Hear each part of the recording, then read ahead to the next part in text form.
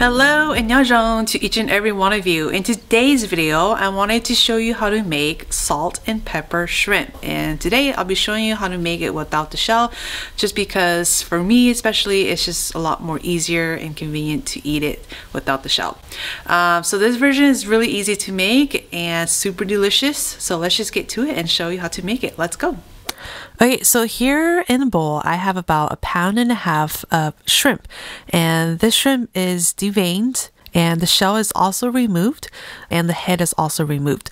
I do like to use 13 to 15 size shrimp, which is more on the colossal size. So these are pretty jumbo shrimp, but you're free to use any size shrimp you like. So to this, I'm going to season it with a little bit of salt and some fresh cracked black pepper and some garlic powder, and then give this a really good mix. To that, I'm going to add in some cornstarch. I'm starting out with 1/2 cup of cornstarch, and we're going to mix this really good. Once this is all mixed, we're going to let this sit for about 15 minutes to allow any of the excess moisture from the shrimp soak up all of that starch and coat that starch onto the shrimp really well. And while that's sitting, let's go ahead and prep our vegetables and our spices. So to any salt and pepper dishes, I do like to add some onions in there. So I like to use either a small onion or half a big onion and just slice it. I'm also going to be adding some jalapenos. You can use jalapenos, you can use Fresno chilies, you can use any type of chili peppers you like. Today I'm just going to use a jalapeno and 1 Fresno chili pepper. And then I'm going to add in about 2 green onions that I chopped about 1/2 inch to 1 inch long. So once that's all prepped, we're going to set this aside. The next thing we're going to do is make our seasoning. So I like to use fresh cracked black pepper for this. It just has more flavor and texturally a lot better. So I have some fresh cracked black pepper into a bowl. To that, I'm going to add in some salt.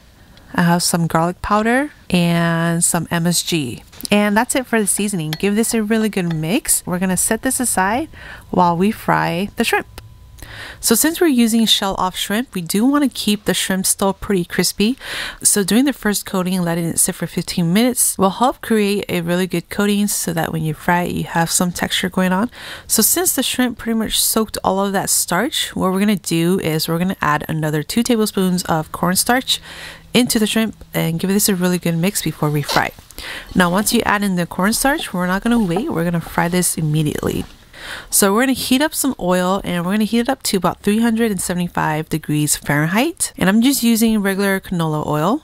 And I'm going to fry this into 2 batches just because I don't want to overcrowd the pan. We're going to drop in the shrimp and fry this for about 4 minutes or so until it's golden brown like this.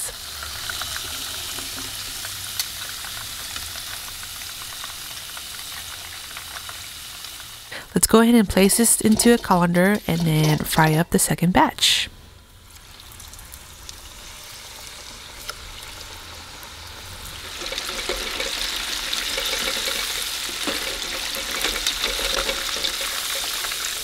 Okay, so all the shrimp is cooked. We're going to set this aside while we fry up our vegetables and our spices. So in a really good non-stick pan, I have about 2 tablespoons of the oil that we fried up the shrimp, and turn the heat to high. Then we're going to add in all of the vegetables and the spices. Give this a really good stir and let this sit for about 2 to 3 minutes on high to allow the vegetables and the spices to get a really good char on it. Give it a good stir every once in a while, and then after about 4 minutes or so, I still like my onions to be a little bit more on the crunchier side. So cook it however you like. I do like a little bit of texture, so cook it to your preference. I'm going to turn off the heat, and then we're going to add the shrimp straight into it. And then add in the seasoning, and then give this a really good mix.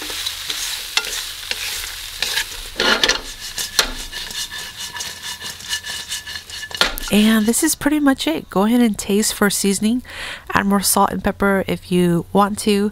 But other than that, we are done. Let's go ahead and plate this up and enjoy it as it is or with a side of rice.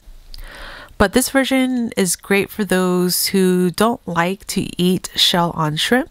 But if you are interested in wanting to learn how to make the shell on shrimp version, I do have a video on that.